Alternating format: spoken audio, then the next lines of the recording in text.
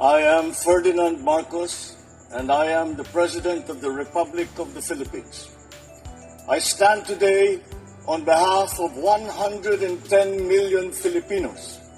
Hello people, hi everyone, it's me again. Nako mga bes mayroon tayong upload videos updates. Ayan, once again mga kababayan, ang Pangulo muli niyang ipinanawagan, dahil ito guys ay sinabi niya sa kanyang State of the Nation, no?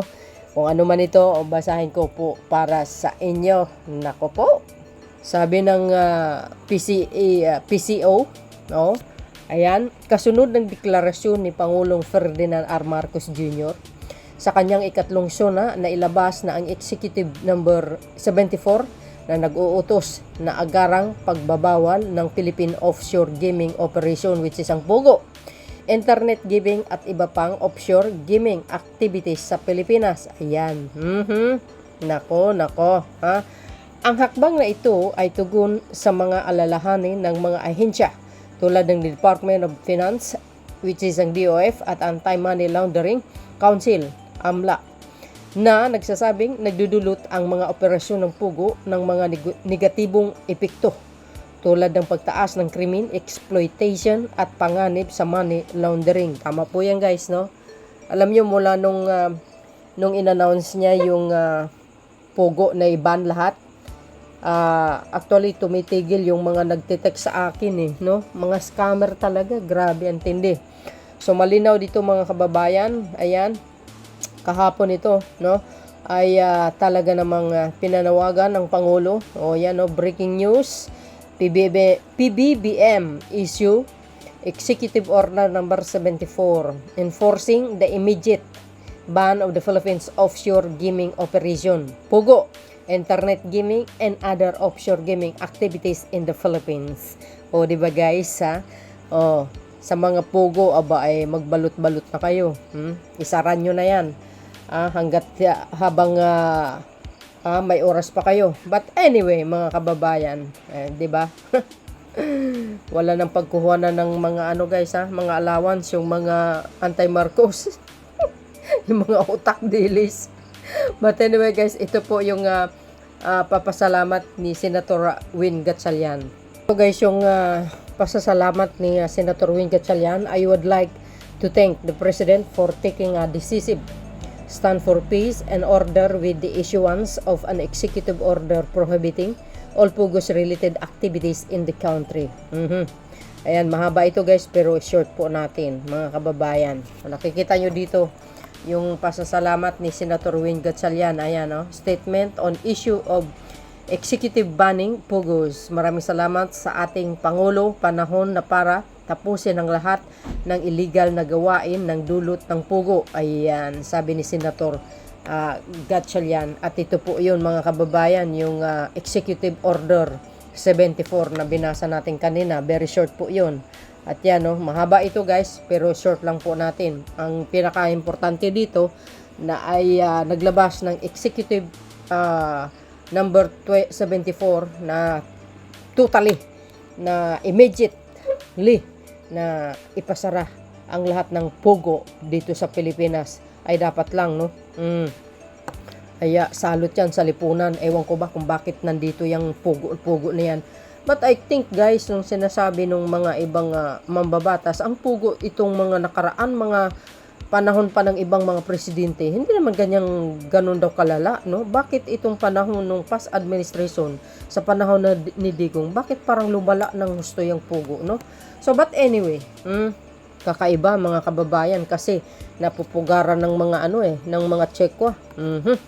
So dahil dito mga kababayan, ito ang sinabi po ni Speaker of the House. Itong sinabi ni Speaker of the House na talagang sumasang-ayon sa panawagan po ng ating mahal na Pangulo. I-short po natin, Speaker Romualdez backs PBBM on immediate offshore gaming ban. Reaffirms House commitment to end POGO's evils. Yan, press release, Office of Speaker, November 9, 2024. So yan mga kababayan, no? Alam nyo, itong mga sindikato na sa loob niyan, Nako, matindi. Kawawa talaga yung mga ibang Pinoy na talagang nasasangkot sa mga illegal na gawain. Actually, alam nyo naman siguro sa mga news, marami pong nakumpiska, no? Kumbaga, na-read na mga ng PAOK, nire-read ang mga branch ng mga pugo sa iba't ibang dako ng Pilipinas.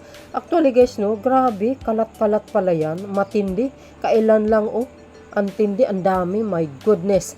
But anyway, actually, si Mayor Lacuna ng Maynila, mga kababayan, ay nanawagan din, na talagang totally na ban ang pugo sa Kamaynalaan. Ito, basahin ko sa inyo. Yan ang sinabi po ni Mayor Lacuna ng Maynila. Basahin ko guys, Sabi niya, the Pilipinas News, NCRPO, nagpasalamat sa suporta ng Maynila. Guys, LGU sa pagpapasara ng Pugo Scam Hub.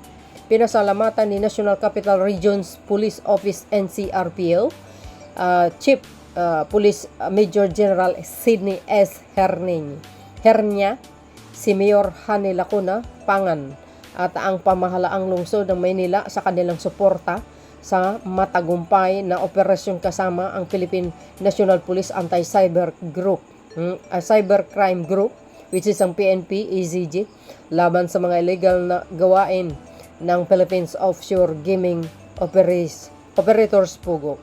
Nagresulta ang pagsasanib puwersa ito sa pagsasara na tinugaro ang Mother of All Scam Hub. OMG. Mother of All Scam Hubs. Tama po yun. Ng mga pugo sa Century Peak Tower sa Adriatico Street, Manila. Parang laganap ang pugo dyan, mga kababayan eh. Sa totoo lang, grabe pala itong mga tsikwa, no? Mahilig talaga sa gambling. Kaya tuloy, nakasama tayo, no? Alam nyo guys, nakasama ang bansa na kasama sa maraming gambling sa Southeast Asia at sa buong mundo, no? Ipakita ko sa inyo mamaya. Ayon sa impormasyon dito, ang naging sentro ng mga illegal na operasyon ng mga pugo, dito rin umano nagtatago ang mga individuals na sangkot sa mga ipinagbabawal na mga gawain kaugnay ng mga pugos. Alam po natin yan, ang Maynila guys, lalo na sa Ungpin, maraming mga Chinese dyan. Nagpasalamat naman si Mayor Lacuna Pangan sa mabilis at matagumpay na aksyon ng PNP and CRPO. Kahanghangaan niya ang dedikasyon ng mga kapulisan sa pagtitiyak sa kaligtasan ng publiko at pagsisiguro ng PNP na mangingibabaw ang batas. Tama naman siya, mga kababayan. Alam niyo, yung mga gambling yan, wala kayong nakukuha dyan na maganda, kamalasan lang. Ay magtrabaho kayo ng maayos para gumanda ang buhay nyo naman, no? NCRPO nagpasalamat sa suporta ng Manila LGU sa pagpapasara ng Pugo Scam Hub. Ayan, no? Pinasalamatan ni NCRPO Chief Police Major General Sidney S. Hernia, si Mayor Hani Lacuna Pangan sa kanyang suporta sa matagumpay na operasyon na nagpasara sa Pugo sa Adriatico Street, Manila. Oo, naku, napakarami talaga dyan. Nagtatago lang sila, mga kababayan. Kunwari, nagtitinda ng damit, pero wag kayo, yung pala, fogos. So, but anyway, mga kababayan, ito yung sinasabi ko. Ang Pilipinas, nakasama sa pinaka most gambler country in the world. Ito. Ayan, tingnan nyo, mga kababayan, 20 biggest gambling countries in Asia 2024 based on the number of casinos in 2024. Matindi ito, mga besa. Ay nako, number 1 Pilipinas, number 76 Cambodia, 52. OMG. Ano ba yan?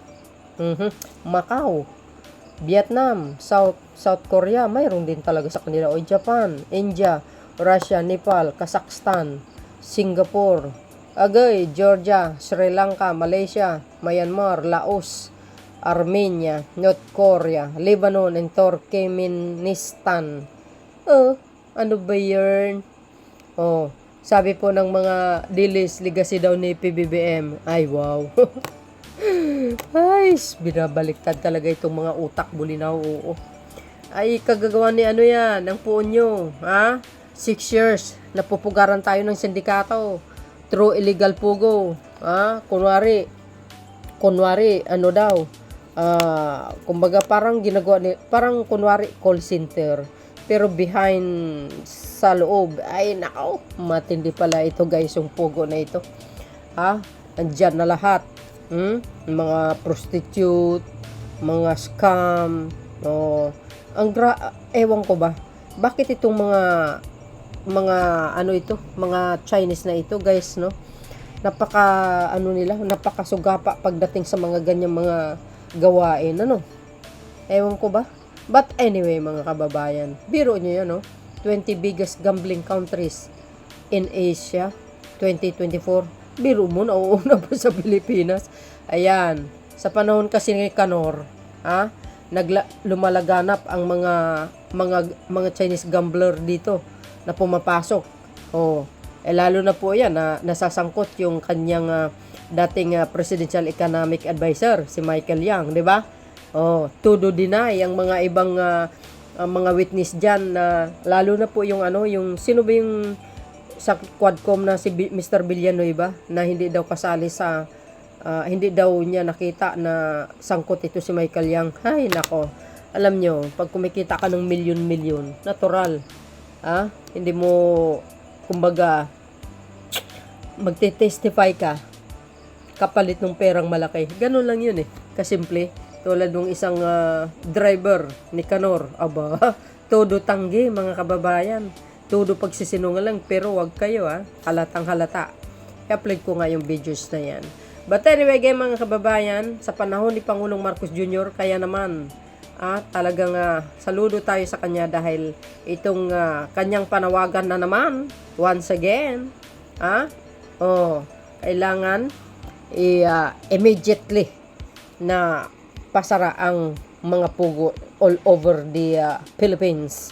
Kaya naman, saludo tayo po sa PAOK at sa mga autoridad natin na talaga naman nagtatrabaho para masugpo at maipasara itong mga illegal na pugo dito sa Pilipinas. At actually guys, ang daming mga Chinese na talagang pinadeport, pinauwi sa kanilang bansa. So anyway, mga kababayan, maraming salamat sa inyong watching. See you again on my next upload video. Bye bye bye and babush. God bless Philippines.